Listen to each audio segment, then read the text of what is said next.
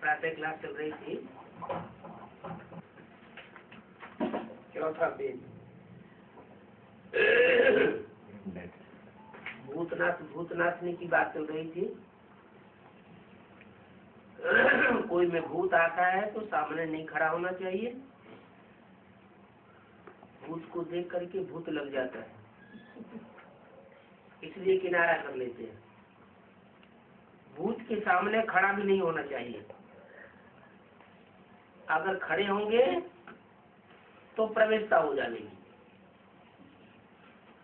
बाप आकर के आसुरी गुण निकाल करके ईश्वरी गुण धारण कराते हैं।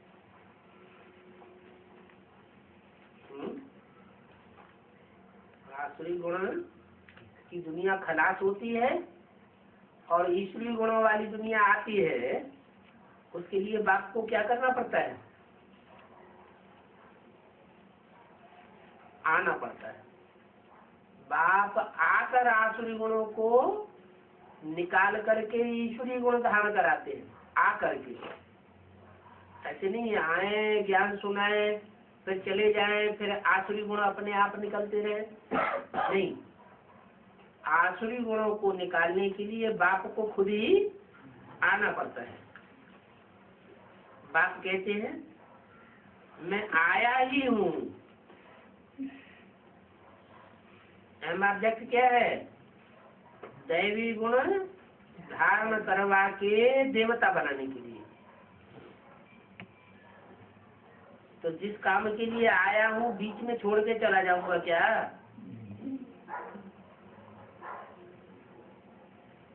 बच्चे भी जानते हैं हम दैवी गुण धारण कर रहे हैं। देवताओं के चित्र भी सामने है। बाबा ने कल भी समझाया था, भूत नहीं निकलते हैं तो फिर उनको कुत्ते की पूंछ समझो।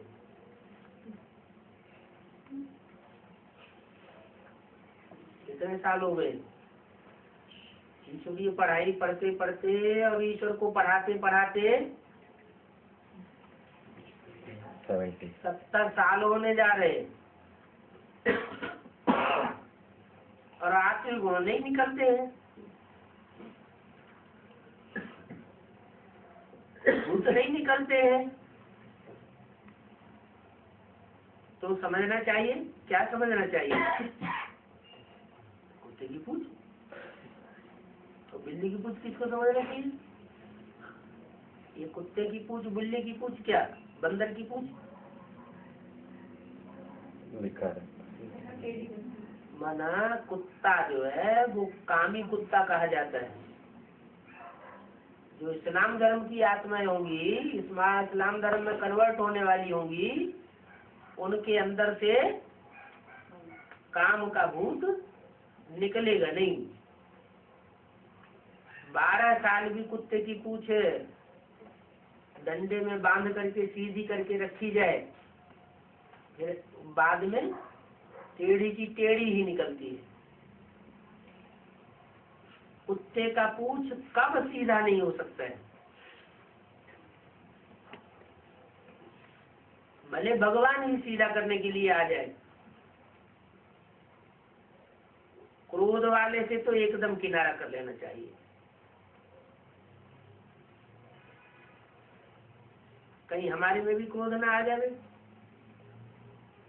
नहीं तो 100 गुना पाप चढ़ जाएगा। कितनी अच्छी समझानी बच्चों को बाप देते हैं। बच्चे भी समझते हैं। बाबा हमको कल्प पहले मुआफिक समझाते हैं। नंबरवार पुरुषार्थ अनुसार बच्चे समझते रहेंगे। अपने ऊपर भी रहम करना है और दूसरों पर भी रहम करना है।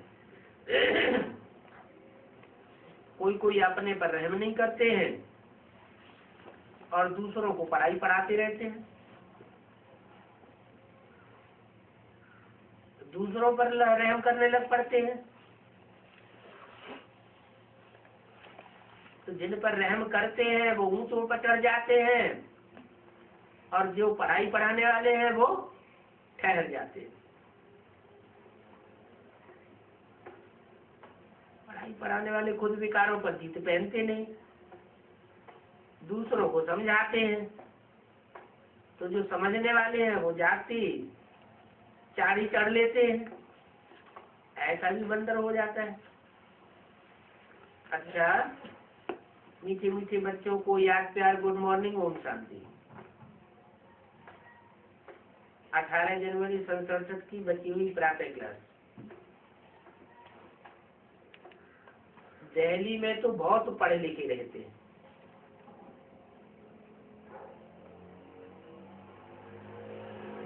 ये काम कर सकते हैं। तुम्हारी कैपिटल है दिल्ली होनी है। दिल्ली को पाकिस्तान कहते थे।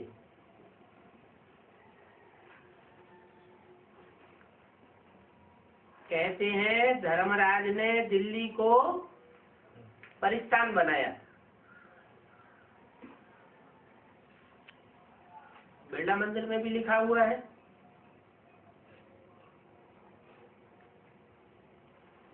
अभी फिर राम संप्रदाय की कैपिटल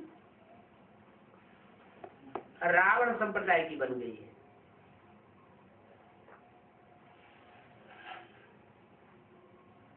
दिल्ली को पाकिस्तान कहते थे ना, परंतु अब तो कब्रिस्तान है।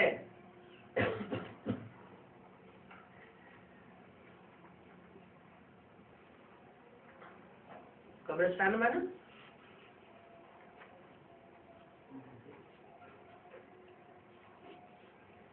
मुर्दे गाड़े जा रहे हैं। दिल्ली की धरनी में मुर्दे गाड़े जा रहे हैं, तो उसे क्या कहते हैं? उस स्थान को कब्रिस्तान। दिल्ली होना क्या चाहिए? ज्ञानपरियों का स्थान होना चाहिए। मुर्दे किसे कहा जाता है? मुर्दे को ज्ञान सुनाओ तो उसमें कोई हरकत नहीं होगी, उनको कहा जाता है मुर्दे। तो ये सब बातें बच्चों की बुद्धि में आनी चाहिए और खुद बहुत खुशी में रहना चाहिए, बहुत मीठा बनना चाहिए और सबको प्रेम से चलाना चाहिए। बहुत बहुत मीठा बनना है। सर्वगुण संपन्न 16 कला संपूर्ण यही बनना है। अभी तो कोई बना नहीं है।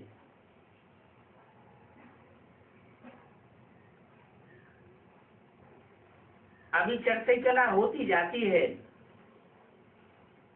धीरे धीरे चढ़ते तो हो ना। तो बाबा शिव जयंती के लिए इशारा देते हैं, हर प्रकार से समझानी देते हैं। बच्चे समझ तो जाएंगे।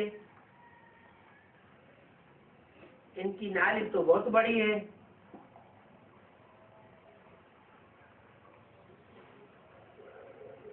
जब लोग समझेंगे तो बहुत आवेंगे। ओम शांति। अगला रात्रि क्लास है 16/1/67 का। शिव बाबा की यज्ञ का काम दिल जान सिख और प्रेम से करना होता है। बाबा भी दिल जान से आकर के तुम बच्चों को पढ़ाते हैं, परंतु माया ऐसी है जो बच्चे समझते भी हैं कि बाबा पढ़ाते हैं,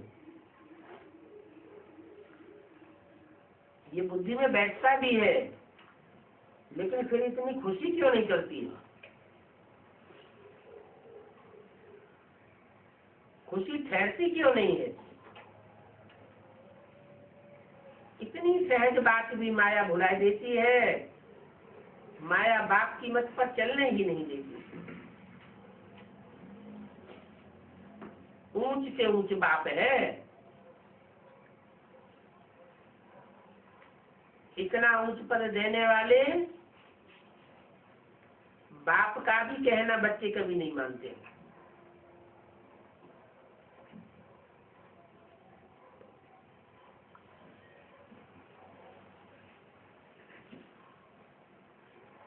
दुनिया में और इतना उच्च पद कोई देने वाला नहीं है। माया कितनी प्रबल है। ये अजब तमाशा है, अजब खेल है। और पढ़ाई भी ये वंडरफुल है, जो कोई भी बच्चे नहीं जानते हैं। बाबा के डायरेक्शन पर हम अमल क्यों नहीं करते हैं? कह देते हैं अहो माया, कितना हमको नाक से पकड़ करके नीचे गिराई देती हो। जो सेंसिबल बच्चे हैं वो फील करते हैं हमने माया से हार खाई। जो नॉनसेंस है उनको तो फीलिंग भी नहीं आती, घड़ी घड़ी गिरते रहते हैं, घड़ी घड़ी हार खाते रहते हैं। कोई फिर खड़े हो जाते हैं, खड़े हो जाते हैं फिर हार खा लेते हैं। सबसे जास्ती माया की लड़ाई चलती रहती है। बच्चों की जब कर्मातीत अवस्था हो जाएगी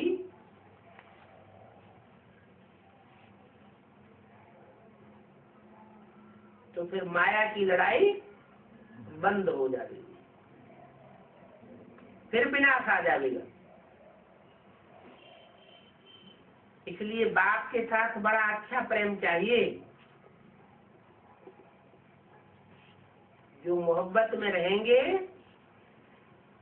उनको माया के साथ लड़ाई जो होती है वो लड़ाई महसूस नहीं होगी।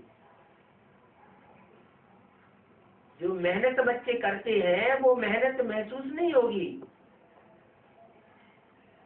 बाप के साथ भक्ति मार्ग में कितनी प्रतिज्ञा की थी? अभी तो बाप सन्मुख है। फील होना चाहिए मेरा तो एक बाप दूसरा न कोई, सिवाय आपके और कोई के साथ हम दिल नहीं लगावेंगे। फिर भी हारते रहते हैं। कुछ समझते हैं हम हारते हैं। कई बच्चे अपना बताते हैं ऐसे ऐसे होता है, सारा पोता मिल देते हैं।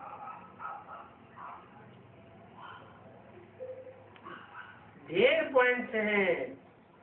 माया ऐसी चक्करी पढ़ाती है जिनमें हारते रहते हैं। और इस युद्ध को तुम्हारे सिवाय कोई नहीं जानते। बात भी कहते हैं माया बड़ी प्रबल है।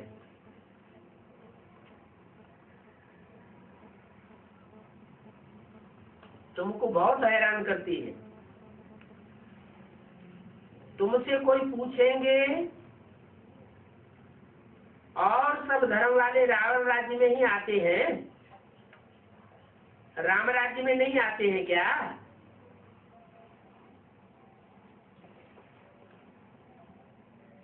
पूछेंगे तो क्या जवाब देंगे? है क्या जवाब देंगे? और धर्म वाले राम राज्य में नहीं आते हैं।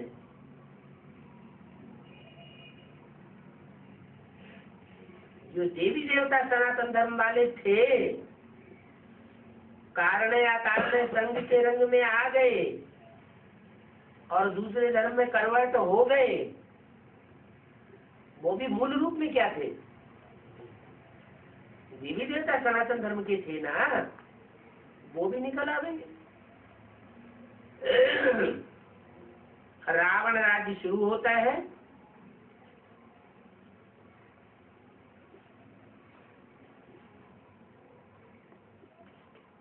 तो विदेशी धर्म आ जाते हैं।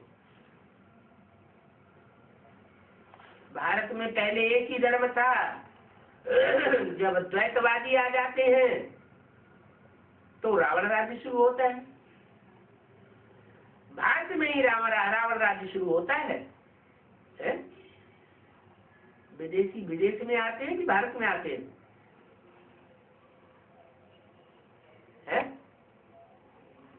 विदेशी आते कहाँ हैं? हैं? विदेश में आते हैं। अरे विदेश में कोई जनरेशन भी थी? विदेश में जनरेशन ही नहीं होती तो आवेंगे कहाँ से? जो विदेशी आत्माएं हैं वो भी भारतवासी जो देवताएं हैं उन देवताओं में ही प्रवेश करते थे और प्रवेश करके उसकी बुद्धि को बरगलाए दिया। तो रावण राज्य भारत में ही शुरू होता है। राम राज्य और रावण राज्य ये भारत की ही बात है। राम राज्य भी भारत में होता है, उसका भी फाउंडेशन भारत में पड़ता है, और रावण राज्य का भी फाउंडेशन भारत में पड़ता है। विदेश में न राम राज्य का फाउंडेशन पड़ता है और न रावण राज्य का फाउंडेशन पड़ता है। इसका मतलब कि फाउंडेशन डालने वाले कौन हुए? ऊपर से जो आत्माएं आती हैं वो तो सतो प्रधान आती है, उनकी तो कोई गलती हो नहीं सकती। फिर फाउंडेशन डालने वाले कौन है? कौन? आधारभूत। अच्छा, आधारभूत तो जड़ कही जाती है। जड़ में जो कड़ुआपन आता है, कसैलापन होता है, वो आता कहाँ से? नीम का बीज होगा और नीम की जड़ होगी तो जड़ कड़वी होगी ना। उस कड़वी जड़ में जो कड़ुआपन आया है वो शुरुआत कहाँ से हुई? बीज। माना जो बीज रूप आत्माएं हैं वो आधारभूतों की भी कारण है। आधारभूत बड़ा रूप ले लेते हैं और बीज छोटा रूप लेता है, लेकिन कारण तो बना ना। तो जो कारण बना है उसी को निवारण करना पड़े पहले। रावण राज्य का कारण कौन बना? बीज। तो बीज रूप आत्माएं जो है उनको ये एडवांस में जाना पड़े।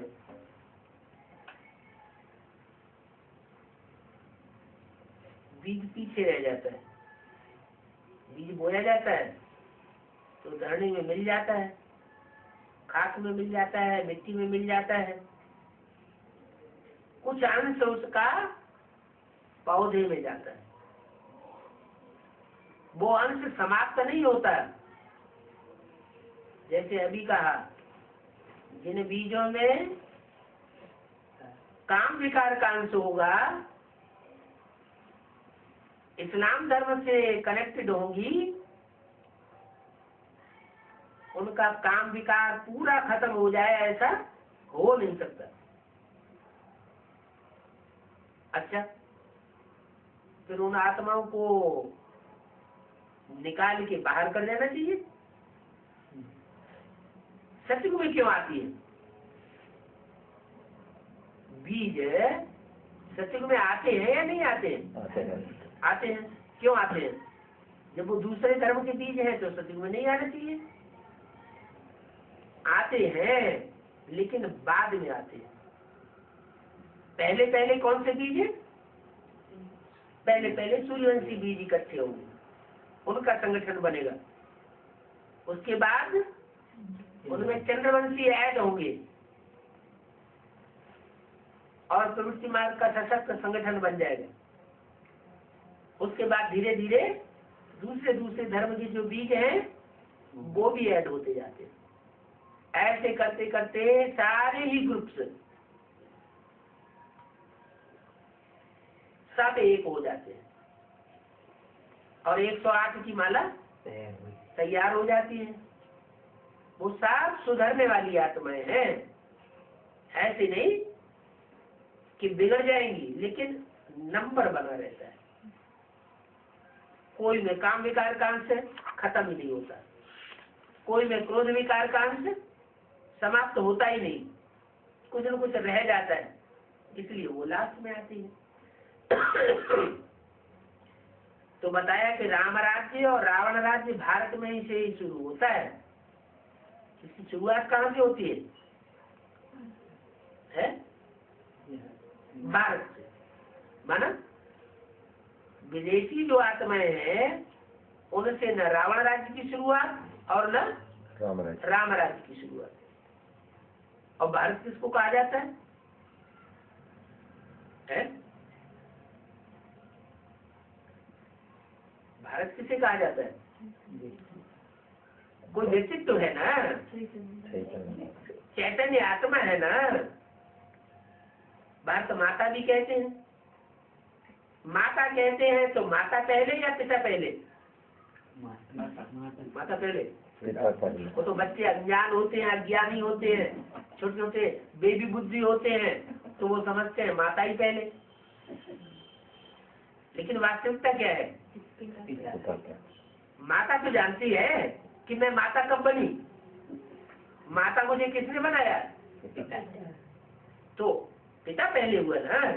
लेकिन बच्चे जो बच्चा बुद्धि होते हैं वो इस बात को नहीं जानते।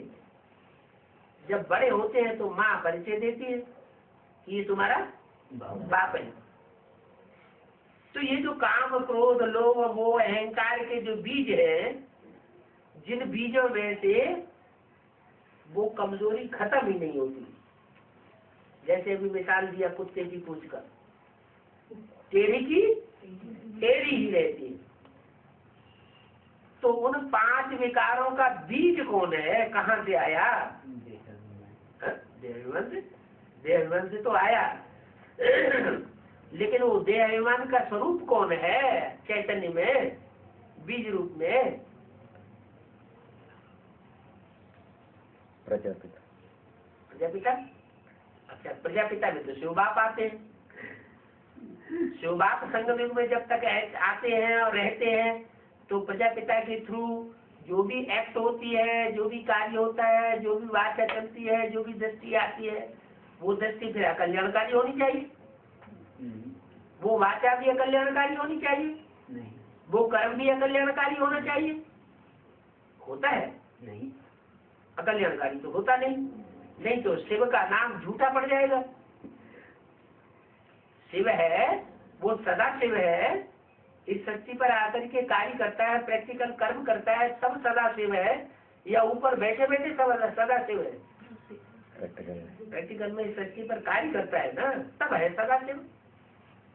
फिर जो शिव है, जो प्रजापिता में आकर के व्यक्त होता है शिव स्वरूप में, कल्याणकारी रूप में, उसके द्वारा फिर अकल्याण कहाँ से शुरू होता है?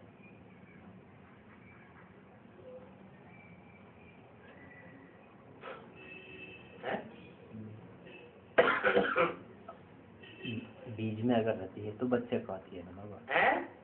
अगर बीज में होता है हाँ, तो बच्चे को भी वही गुना। तो लेकिन बच्चों में से तो कोई बच्चे ऐसे हैं जो कुत्ते की पूंछ की तरह टेढ़े रहते हैं, और जो राम वाली आत्मा है वो तो ऐसे नहीं कहा जा सकता है, तो टेढ़ी की टेढ़ी ही रहती है, सुधर नहीं सकती।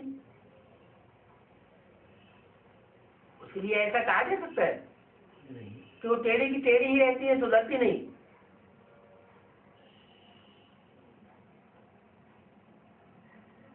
ये किसके लिए बोला गया है? एक के पतित बनने से सब पतित बन जाते हैं, एक के पावन बनने से सब पावन बन जाते हैं। ब्रह्मा है ब्रह्मा। अगर ब्रह्मा दादा लेकर, हाँ, ब्रह्मा अगर दादा लेखराज कहा जाए तो दादा लेखराज तो यज्ञ के आदि में नहीं कहा जा सकता। वो तो आया ही सत्ता में बाद में। उससे पहले भी सत्ता में 2 माताएं थी, माताओं से भी पहले सत्ता में प्रजापिता था।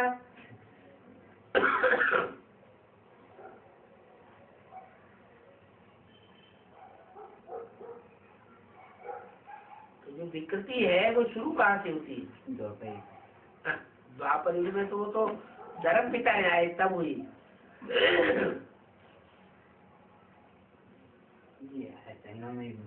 हाँ, संगम युग में भी वो विकृति की शुरुआत कहाँ से हुई? प्रजापिता में तो शिव आता है, हाँ बाबा। वो तो उसके लिए तो दिन और रात कहीं नहीं जाती। प्रजापिता की दिन और रात कहीं जाती है? न दिन है न प्रजापिता की रात है। रात किसकी है? ब्रह्मा की। रात भी होती है तो ब्रह्मा की रात को फिर ब्रह्मा का दिन भी बनाया जाता है। ऐसे कहीं मुरली में बोला नहीं कि प्रजापिता का दिन और प्रजापिता की रात, और प्रजापिता की रात को दिन बनाने के लिए शिव बाबा आता है। क्या बोला गया? एक सेकंड में ब्रह्मा तो विष्णु बनता है। तो जो ब्रह्मा तो विष्णु बनता है तो सुधार की बात किसके लिए बोली गई? 3 देवताएं हैं। 3 देवताओं में एक नीचे है धरने की तरफ, धरने की तरफ झुकाव ज्यादा है। सुखधाम की मूर्ति है। उससे ऊपर जो मूर्ति है वो सुखधाम की मूर्ति है,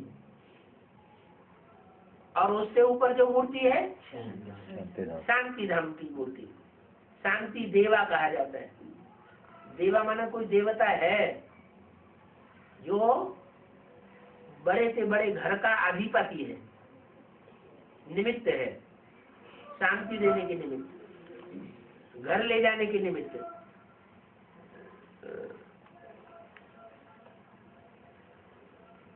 तो शुरुआत कहाँ से होती है?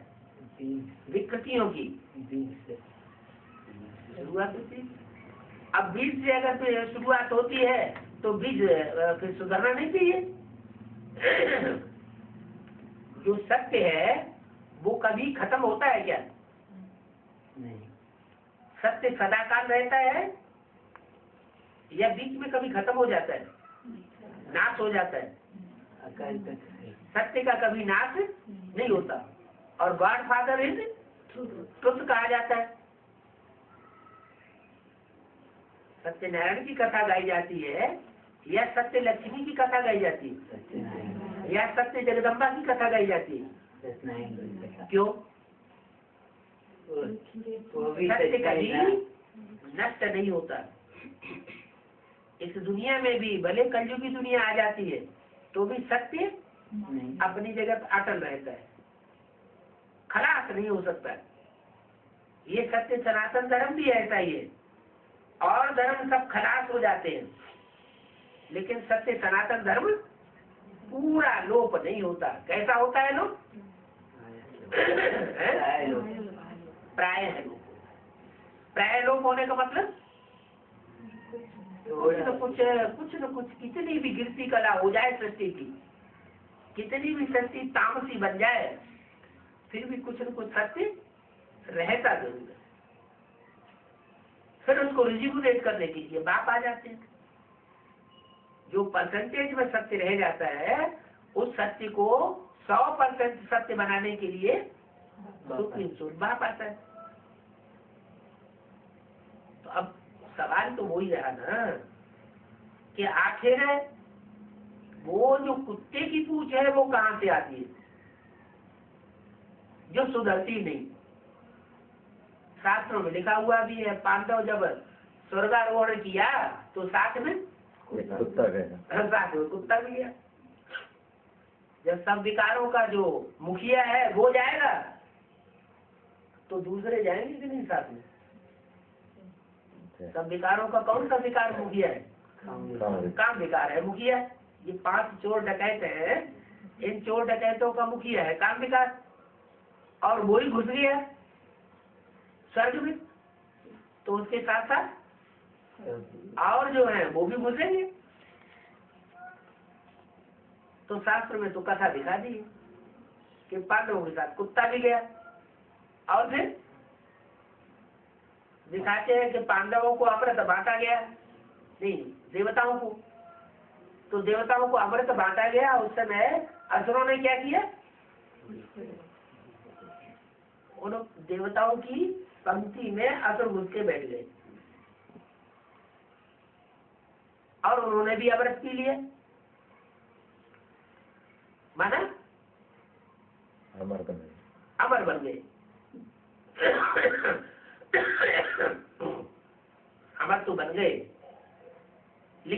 उनकी पोल पट्टी खोली गई,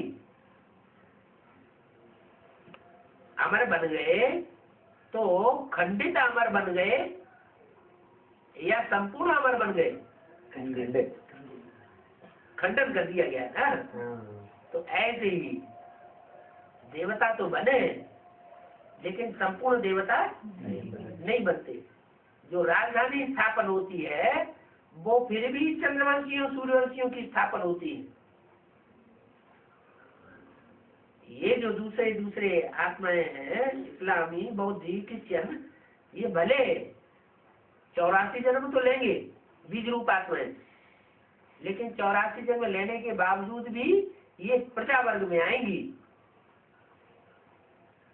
राजा रानी पहले जन्म में नहीं बन सकते। पहले जन्म में राजा रानी कौन बनेंगे? सूर्यवंशी और चंद्रवंशी। माना सत्ता इनके हाथ में पहले जन्म में नहीं दी जा सकती। ये सत्ताधारी नहीं बन सकते।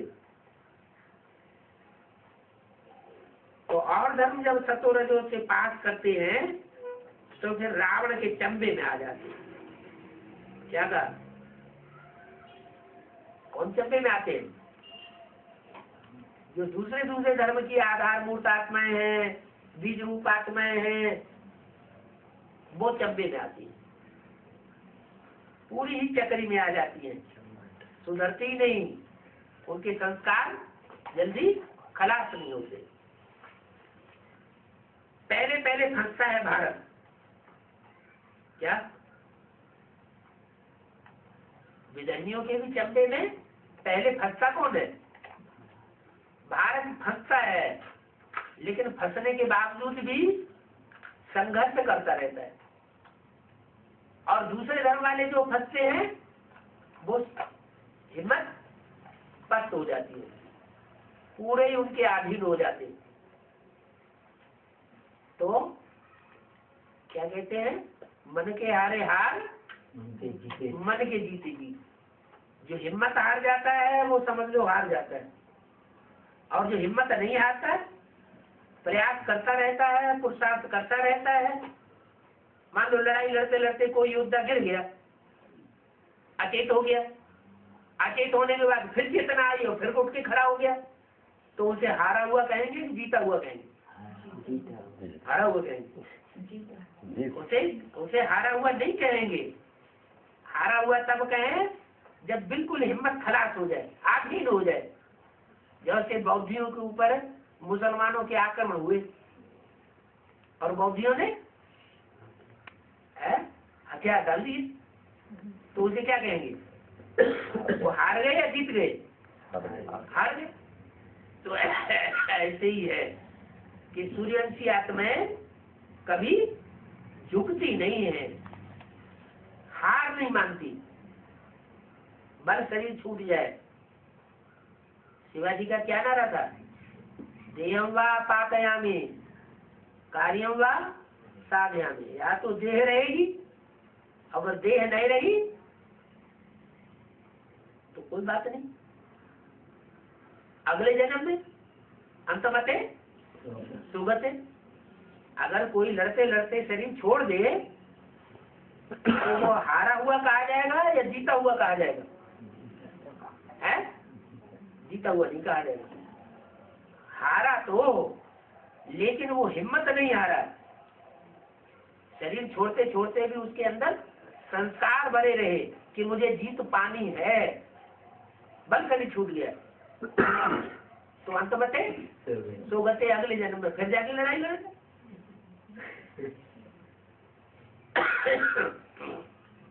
तो ऐसे ही ये माया के 5 विकारों की लड़ाई है। क्या?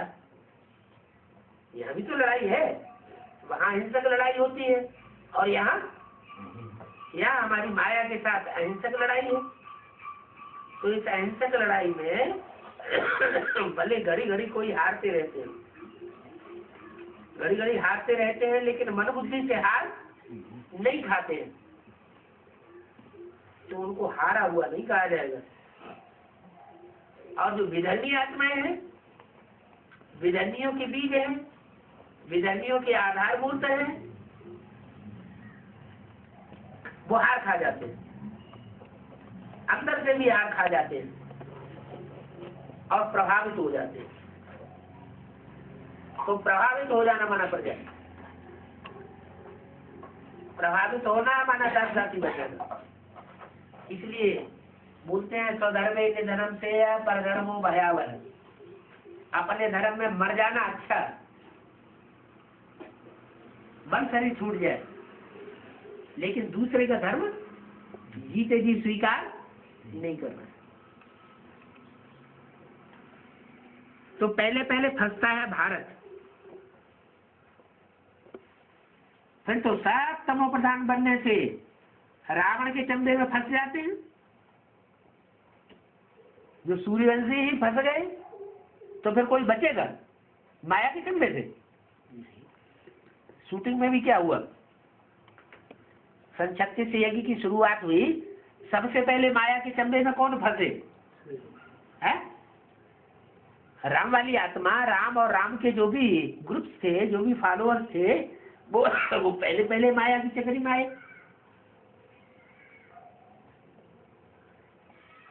फेल हुए ना। तो माया ने पहले उनको फेल किया। तो जब सूर्यवंशी ही फेल हो गए तो फिर कोई बचेगा?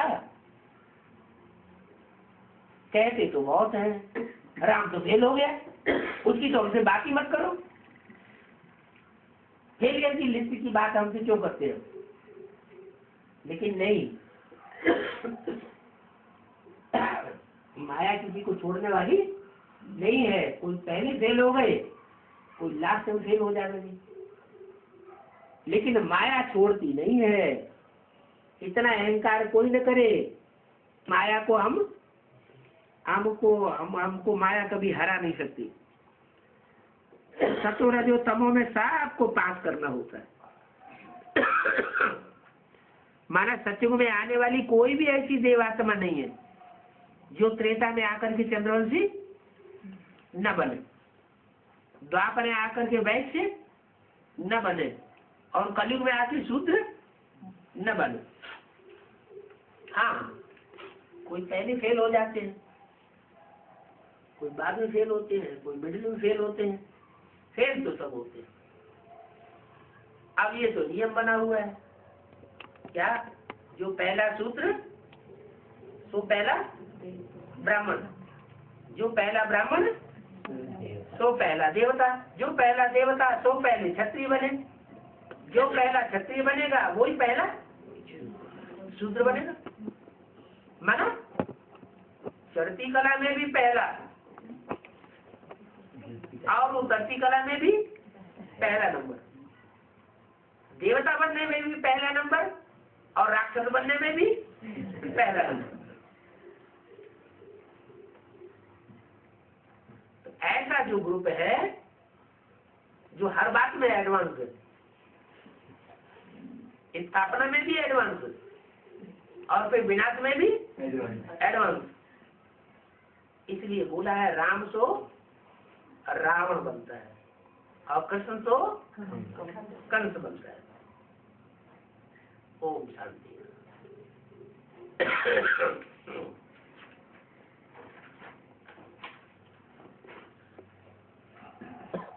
ये रात्रि क्लास है 21-1-67 का। बाप ने बच्चों को अपना परिचय दिया। क्या क्या परिचय दिया? अपना परिचय दिया। सबको तो परिचय नहीं देंगे। क्यों है? सबको परिचय क्यों नहीं देंगे? सभी भारतवासी नहीं है। भारतवासी नहीं है, जो भारतवासी होंगे उनको ही परिचय देंगे।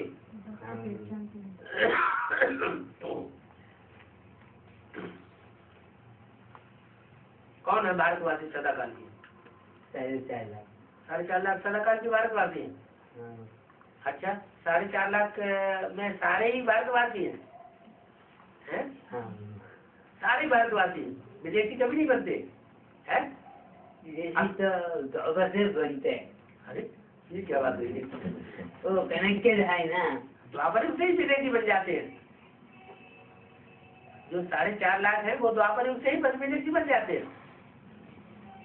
नहीं थोड़ा कनेक्टेड धर्म के है वो विदेशी बन जाते।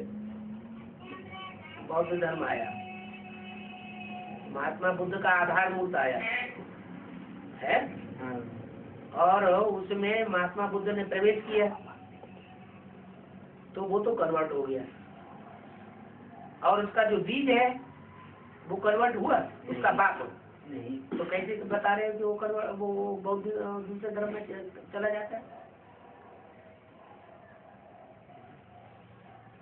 वो कनेक्टेड है। कनेक्टेड है, भले कनेक्टेड है, कनेक्टेड है तो 2-4-8 जन्मों के बाद जब उनकी जनरेशन बहुत बढ़ जाती है तब राज्य स्थापन करने के लिए जाते हैं। कनेक्टेड है सिर्फ इस अर्थ में कि वो पिता है, जो पिता है उस पिता को अपने बच्चों को वर्षा देने के लिए, राजाई का वर्षा देने के लिए वहां जाकर के जन्म लेना पड़े। तो जन्म लेना क्या कन्वर्सन होना है? नहीं, जन्म लेना तो कन्वर्सन होना नहीं है। तो बताया सबको ये ज्ञान नहीं देंगे, बाप के परिचय का, बाप की जानकारी का ज्ञान सबको नहीं देंगे। किसको देंगे? बच्चे माना 500-700 करोड़ बच्चे नहीं है, जो बाप को पहचान, बच्चे माना जो आत्मिक स्थिति को धारण करने वाले हैं, जो देवान को छोड़ते ही नहीं, तो पहलौटी के बच्चे है ही नहीं। बाप आए और आते ही आत्मिक स्थिति में टिक जाए तो वो है बच्चे। और बाप आए और वर्षों लग जाए प्रैक्टिस में, मैं आत्मा बिंदी हूँ, मेरा बाप बिंदी है, तो वो बाप के बच्चे नहीं। बच्चे माने आत्मा, मैं आत्माओं को पढ़ाई पढ़ाता हूँ, क्या देह अभिमानियों को पढ़ाई नहीं पढ़ाता हूँ। माने जो देहभान की स्थिति में रहते हैं उनको मैं परिचय नहीं देता हूँ। वो ही 4.5 लाख है ना? है 4.5 लाख में दूसरे धर्म के बीज नहीं है, है ना? है। फिर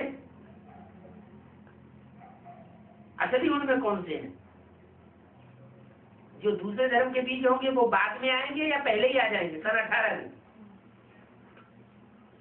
सन 18 में कंप्लीट हो जाएंगे, 2018 में, या उनको ज्यादा लंबा टाइम लगेगा? बाद में आएंगे। अरे अंतर पड़ गया ना, परमधाम में उनको रुकना पड़े ना। हाँ, है तो परमधाम में रुकना पड़ेगा तो आग्राउंड पाठधारी तो नहीं कहे जाएंगे।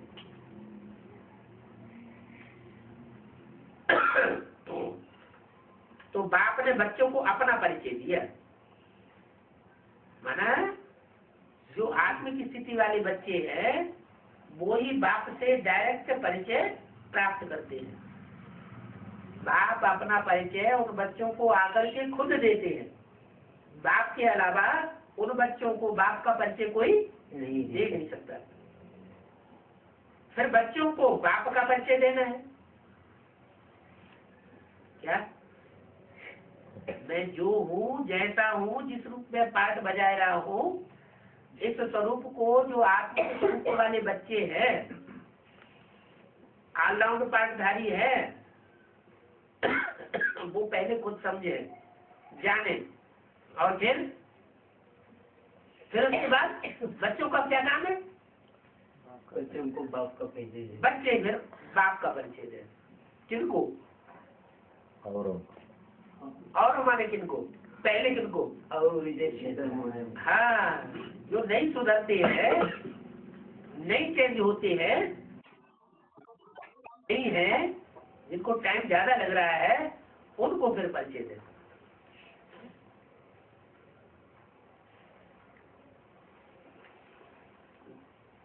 वो बोला देना है, उनको परिचय देना है, माना दिया नहीं है,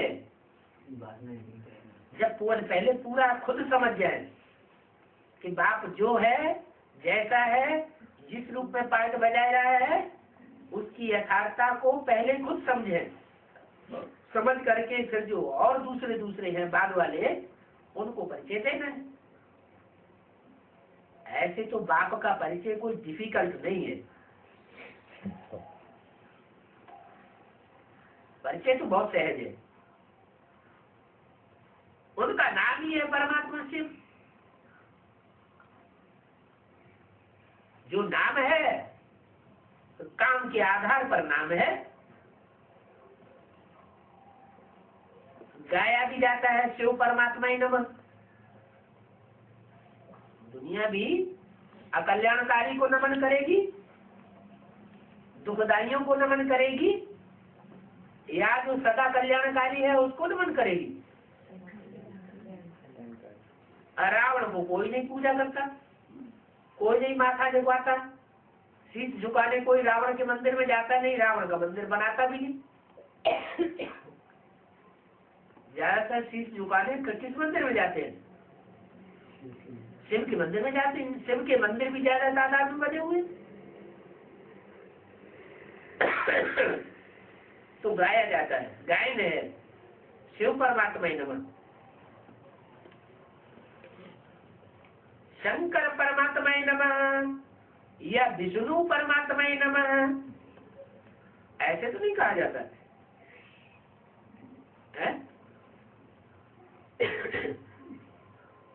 क्या परमात्मा इन मूर्तियों के द्वारा नहीं करता है? परमात्मा इन मूर्तियों के द्वारा परमात्मा का कार्य नहीं करता, नहीं करता। अरे फिर किसके द्वारा करता है? शिव शंकर के द्वारा। शंकर तो फिर वही तो बताया कि शंकर परमात्मा ही नमः तो नहीं कहते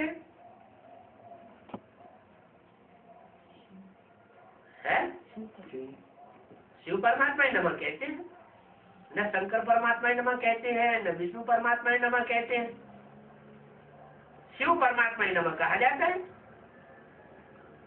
ऐसे क्यों है?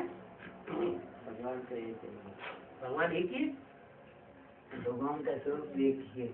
एक ही है। कौन सा रूप है फिर बताओ? प्रजापिता के द्वारा। प्रजापिता के द्वारा? तो प्रजापिता के द्वारा वो शंकर का पाठ नहीं बनता है? बनता है। बनता है। फिर शंकर परमात्मा ही नमः कहना चाहिए।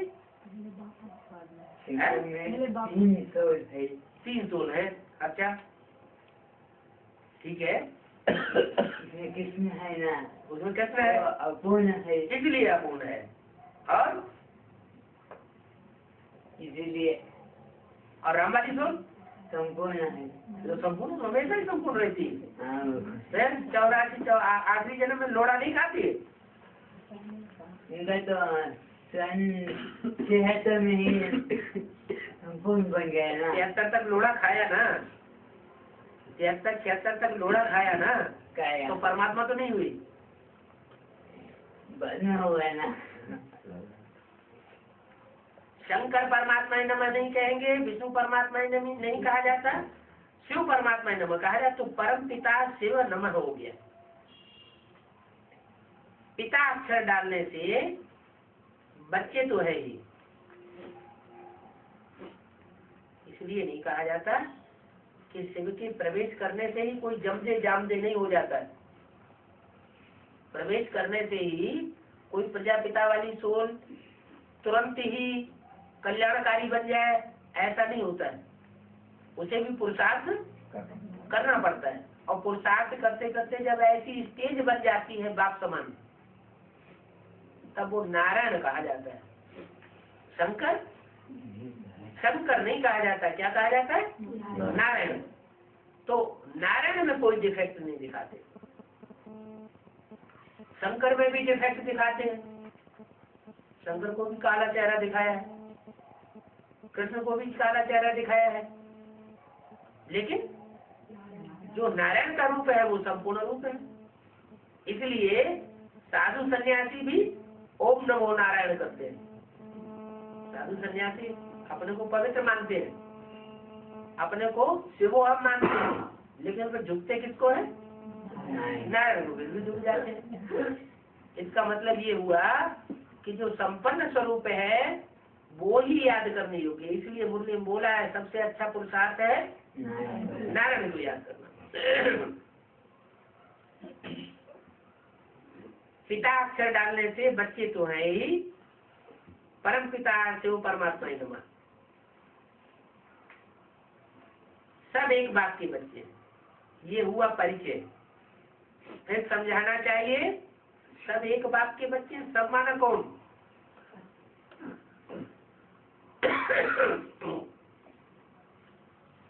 सब माना कितने है? हाँ, 500-700 करोड़ की लास्ट वाली आत्मा जो है, जो बिल्कुल नास्तिक है, वो भी माने कि हमारा बाप है। तो वो तो तभी ही मानेगी जब संपूर्ण हो जाएगा। कि अधूरे पुरुषार्थ की स्टेज में मानेगी? जब संपन्न स्टेज होगी तभी मानेगा। तो सब एक बाप के बच्चे हैं। ये हुआ परिचय। फिर समझाना चाहिए बाप नई दुनिया रचते हैं। उसमें होता है लक्ष्मी नारायण का राज्य। बाप आकर के राजयोग सिखाते हैं, और राजयोग का रिजल्ट क्या होता है? अगर कहें ब्रह्मा के द्वारा राजयोग सिखाया तो रिजल्ट भी आना चाहिए ना। क्या रिजल्ट? राजापन। राजयोग सिखाते हैं तो विश्व की बादशाही का वर्षा भी तो मिलना चाहिए राजयोग से। बाहुबल से कोई विश्व की बादशाही नहीं प्राप्त कर सकता है, वो तो ठीक बात है। फिर राजयोग से विश्व की बादशाही मिलनी चाहिए ना। तो ब्रह्मा का शरीर भी छूट गया, लेकिन विश्व की बादशाही किसी को मिली नहीं। तो बाप आकर के राजयोग सिखाते हैं। वास्तव में ब्रह्मा के द्वारा राजयोग नहीं सिखाया। क्या? जिस योग में राग भरा हुआ है वो नहीं सिखाया। बाप बाप के रूप में जब आते हैं तो राजयोग सिखाते हैं। बरोबर भारत में जब जन्म लेते हैं तो बाप नई दुनिया की स्थापना और पुरानी दुनिया का विनाश कराते हैं। कब कराते हैं? कब कराते हैं? जब जन्म लेते हैं। जन्म कोई स्थूल जन्म तो है नहीं। दुनिया के मुताबिक कोई गर्भ से जन्म तो है नहीं। कौन सा जन्म लेते हैं? प्रत्यक्षता रूपी जन्म लेते हैं। तो प्रत्यक्षता की शुरुआत कहाँ से होती है? 76 से। अब जितनी जितनी प्रत्यक्षता होती जाती है उतना उतना नई दुनिया की स्थापना भी और पुरानी दुनिया का विनाश भी होता जाता है। दो काम खास कराते हैं। नई दुनिया की स्थापना माना नए संगठन की शुरुआत, और पुराने संगठन का, पुरानी दुनिया माना पुराना ब्राह्मणों का संगठन, पुराने ब्राह्मणों की दुनिया की से शुरुआत होती है। तो ये भी कब हुआ? पुरानी दुनिया का विनाश भी कब से शुरू होता है? 76 से। राजयोग से वो परमात्मा ही सिखाते हैं। भगवान एक ही है और वो निराकार है। कृष्ण तो मनुष्य है। कृष्ण मनुष्य है तो मनुष्य विकारी होते हैं या निर्विकारी होते हैं? मनुष्य विकारी होते हैं। क्यों विकारी होते हैं? क्योंकि निराकारी, निर्विकारी, निरहंकारी नहीं हो सकते। निराकारी नहीं है तो निर्विकारी नहीं हो सकते, निरहंकारी नहीं हो सकते। कृष्ण की सोल को अभी भी निमंत्रण दे करके बुलाना पड़ता है। तो मानवता लेने वाली बात हुई ना। तो मनुष्य की सोल हुई या देवता की सोल हुई या परमात्मा की सोल हुई? मनुष्य आत्मा मानवता लेती है, मानवता लेने की इच्छुक होती है। देवता माना देने वाला, कोई दे या न दे लेकिन वो तो देता है। तो देवता की कोटि परमात्मा जैसी भले नहीं है लेकिन है तो ऊंची कोटि। तो बोला कृष्ण तो मनुष्य है, माना देह अभिमानी है। देह अभिमान के कारण ही मनुष्यों में विकार आते हैं। विकारी है तो मनुष्य है, मनुष्य सब विकारी होते हैं। कोई ऐसा मनुष्य है जो विकारी न हो? है? अच्छा, प्रजापिता विकारी है कि नहीं है? है? प्रजापिता भी विकारी नहीं होगा तो शिव प्रवेश क्यों करेगा? जो पतित में आता है या पावन में आता है? पतित में आता है। कृष्ण मनुष्य है, वो निराकार है। तो फिर अंतर क्या रहा? कृष्ण बच्चे में और प्रजापिता में अंतर क्या रहा? प्रजापिता भी विकारी और कृष्ण भी विकारी, फिर दोनों में अंतर क्या हुआ? विकार पर जीत। हाँ, तो नहीं, विकारों पर जीत नहीं पाता है प्रजापिता। तुरंत प्रवेश करने से जीत नहीं हो जाती, लेकिन शिव प्रवेश करता है। प्रवेश करने से स्टेज कैसी बनती है? निराकारी स्टेज बन जाती है। संघ के रंग में कृष्ण की भी सोल आती है, संघ के रंग में राम की भी सोल आती है। संघ के रंग में आने से मनुष्य आत्माएं नीचे गिरती है।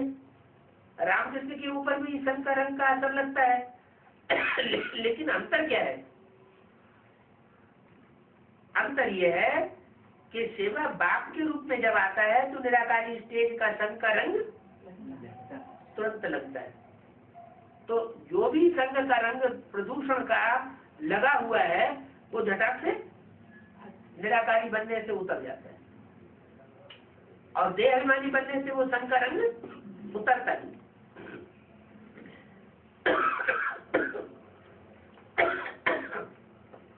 कृष्ण तो मनुष्य है, जरूर श्री कृष्ण की आत्मा ने आगे जन्म में बाप से राज्य सीख करके वर्षा पाया होगा। आगे जन्म में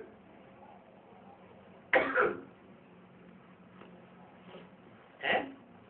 आगे जन्म का मतलब क्या है?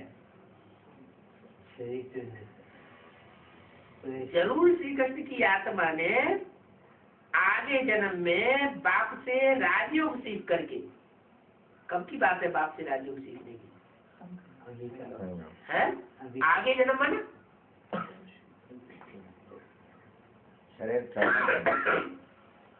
यहाँ ब्रह्मा बाबा इस वाक्य से क्या समझेंगे? जब ये बात बोली गई तो ब्रह्मा बाबा की बुद्धि में क्या आया होगा? जरूर श्री कृष्ण की आत्मा ने आगे जन्म में बाप से राजयोग सीख वर्षा पाया होगा। समझेंगे कि सत्युग में जो कृष्ण पैदा होता है उसने आगे जन्म में माने पिछले जन्म में राजयोग सीखा होगा और फिर वर्षा पाया होगा। लेकिन ये अर्थ है क्या यार? है?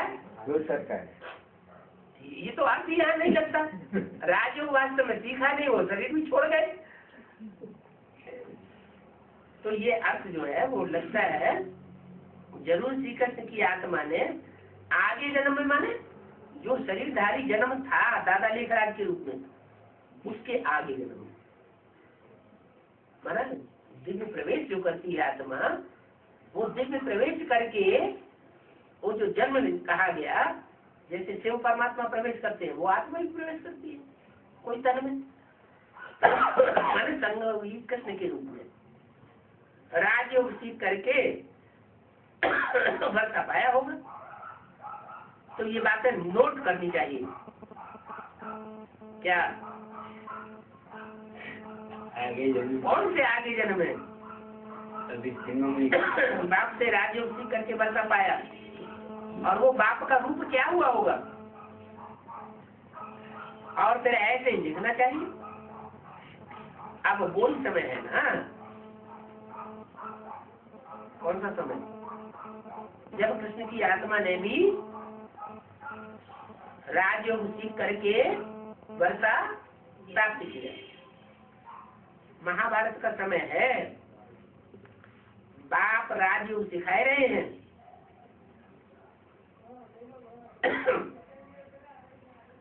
ब्रह्मा द्वारा। अरे ब्रह्मा द्वारा राजयोग सिखाए रहे,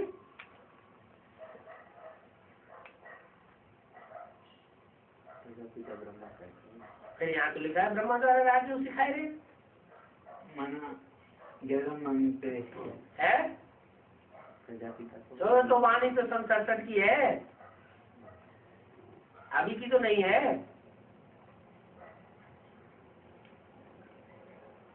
माना कोई भी ब्रह्मा हो, ब्रह्मा तो 4 है 5 है।